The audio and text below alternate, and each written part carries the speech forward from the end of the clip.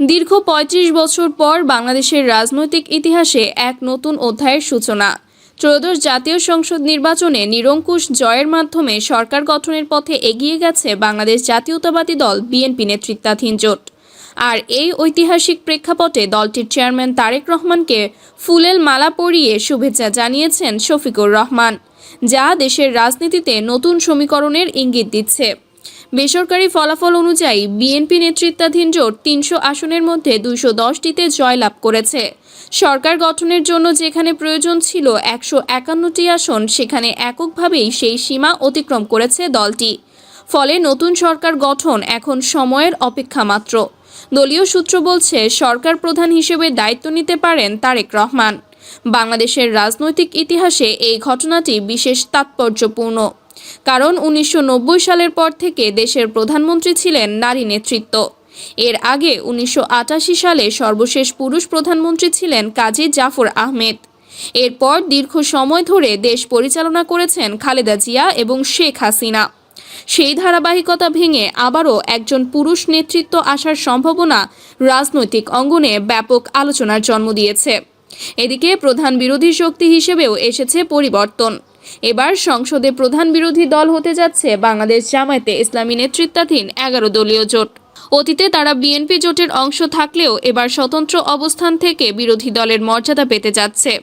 ফলে সংসদীয় রাজনীতিতে নতুন ভারসাম্য তৈরি হতে পারে বলে মনে করছেন বিশ্লেষকরা।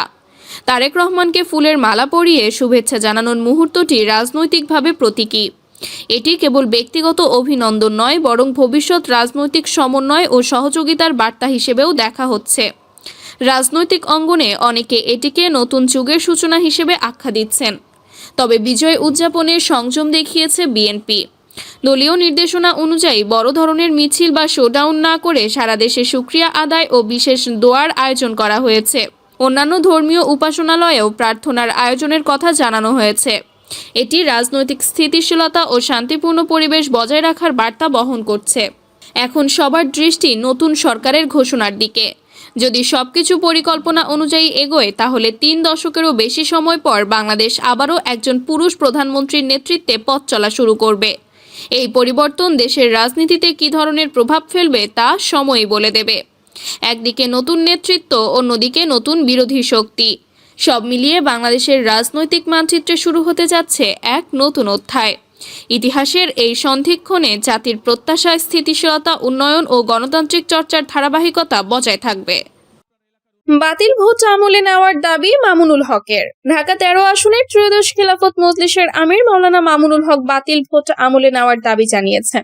একই সঙ্গে তিনি ভোটের কারচুপির অভিযোগও তুলেছেন। শুক্রবার ভোরে রিটার্নিং কর্মকর্তার কাছে তিনি এ দাবি জানান। রিটার্নিং কর্মকর্তা মোহাম্মদ ইউনুস আলী বলেন, পাশেই নির্বাচন কমিশনের অফিস আছে, আপনি সেখানে অভিযোগ দিতে পারেন। এছাড়া ফলাফল ঘোষণার পর সংক্ষুব্ধ হলে আদালতে অভিযোগ করতে পারেন। আদালত আমাদের যে নির্দেশনা দেবেন আমরা সেভাবেই কাজ করব। প্রয়োজনে পুনরায় ভোট গণনা করা হবে।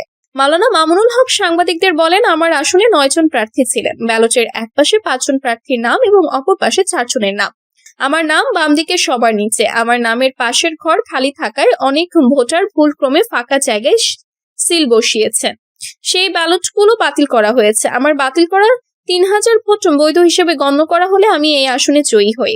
তিনি আরো বলেন, ঢাকা ৮ আসনে আমার মতো একইভাবে বিএনপির প্রার্থী মির্জা আব্বাসের নাম ব্যালটে থাকায় সেখানেও কিছু ভোটার ফাঁকা জায়গায় সিল বসিয়েছেন, কিন্তু সেসব ভোট মির্জা আব্বাসের নামে গণনা করা হয়েছে।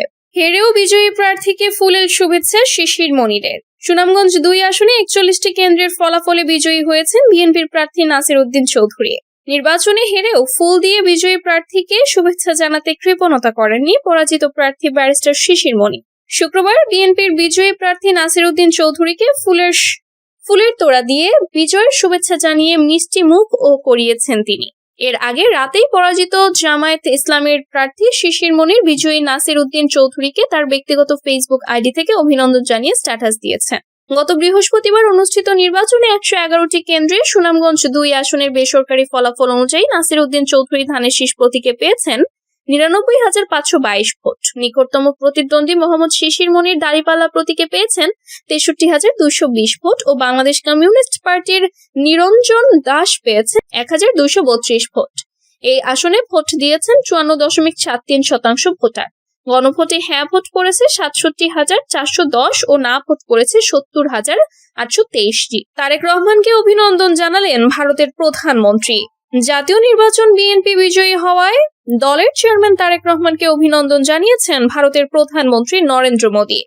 শুক্রবার এক্স হ্যান্ডেলে এক বার্তায় তিনি এ অভিনন্দন জানান। বার্তায় ভারতের প্রধানমন্ত্রী নরেন্দ্র মোদী বলেন, আমি বাংলাদেশে অনুষ্ঠিত সংসদীয় নির্বাচনে বিএনপিকে নির্ণায়ক বিজয়ের অভিমুখে নেতৃত্ব দেওয়ার জন্য জনাব তারেক রহমানকে আন্তরিক অভিনন্দন জানাই।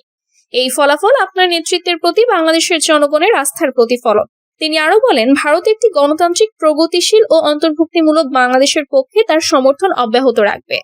আমাদের বহুমাত্রিক সম্পর্ক আরো জোরদার করা এবং আমাদের অভিন্ন উন্নয়নের লক্ষ্যগুলি এগিয়ে নিয়ে যাওয়ার অভিপ্রায়ে আপনার সঙ্গে একযোগে কাজ করার প্রত্যাশা রাখছি। ১৭ বছর আগে হারানো পঞ্চগড়ের 2টি আসনই পুনরুদ্ধার করল বিএনপি। ত্রয়োদশ জাতীয় সংসদ নির্বাচনে দেশের সর্বোত্তরের জেলা পঞ্চগড়ের 2টি সংসদীয় আসনেই বিজয়ী হয়েছেন বিএনপি মনোনীত প্রার্থীরা। ১৭ বছর আগে হারিয়ে ফেলা এই আসন দুটি অবশেষে পুনরুদ্ধার করেছে বিএনপি।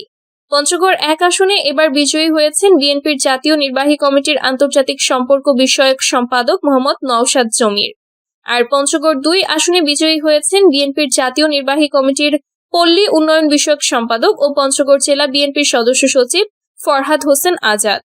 গতকাল বৃহস্পতিবার দিবাগত রাত 1:30টার দিকে পঞ্চগড়ের রিটার্নিং কর্মকর্তা ও জেলা প্রশাসক কাজী মোহাম্মদ সাইমুজ্জামান তার কার্যালয়ের সম্মেলন কক্ষে নির্বাচনের বেসরকারি ফলাফল ঘোষণা করেন।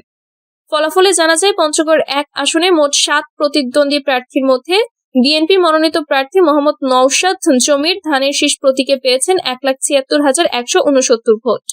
তার নিকটতম প্রতিদ্বন্দ্বী 11 দলীয় নির্বাচনী ঐক্য মনোনীত প্রার্থী ও এনসিপির নেতা সার্জিস আলম শাপলাকলি প্রতীকে পেয়েছেন 1,68,049 ভোট। এই আসনে মোট ভোটার 4,63,700। নির্বাচনে এই আসনে প্রদত্ত ভোটের হার 77.41%। অপরদিকে পঞ্চগড় 2 আসনে মোট 8 প্রতিদ্বন্দ্বী প্রার্থীর মধ্যে বিজয়ী বিএনপির ফরহাদ হোসেন আজাদ ধানের শীষ প্রতীকে পেয়েছেন 1,74,650 ভোট। তার নিকটতম প্রতিদ্বন্দ্বী শফিউল আলম দাঁড়িপাল্লা প্রতীকে পেয়েছেন 1,28,862 ভোট। এই আসনে মোট ভোটার 4,17,529। নির্বাচনে এই আসনের প্রদত্ত ভোটের হার 77.19%।